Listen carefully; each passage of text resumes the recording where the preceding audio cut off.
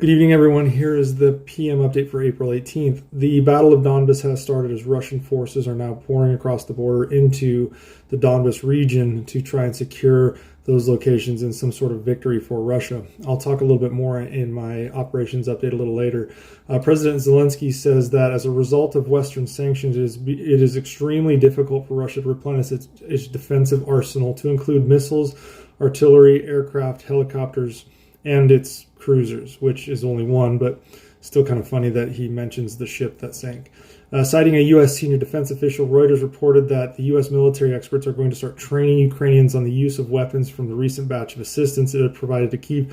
I had wondered about that when it came to things like the Switchblades and the 777 artillery pieces. Those aren't just something you can just hand over and let them go after. You have to train on those. So that training should begin, and it's going to be a rapid train up, and they should be pretty effective with those. Russia is now promising compensation for the destroyed homes in Mariupol in an attempt to persuade residents to cooperate. They don't have that much money. White House Press Secretary Jen Psaki reiterated Monday that there is no plans for the U.S. President Joe Biden to travel to Ukraine, following comments from Zelensky encouraging him to do so. The U.S. State Department spokesman Ned Price said that Russia's attack in Ukraine in recent days further illustrate that the country is undertaking a campaign of terror against the people of Ukraine. The fact that Russia is more than just launching an invasion, more than just launching a war, it has launched and is undertaking a campaign of terror, a campaign of brutality, and a campaign of despicable aggression against the people of Ukraine. The State Department is also looking at possibly labeling Russia as a state sponsor of terror.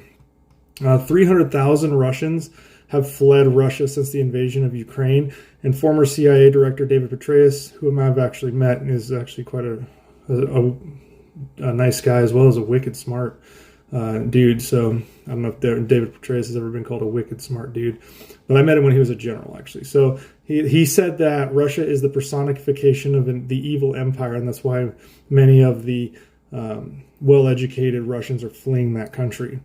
And then finally, a pro-Russian member of Ukraine's parliament who fled Russia in the initial stages of the war is calling for Russia to use tactical nuclear weapons against her own country, Ukraine.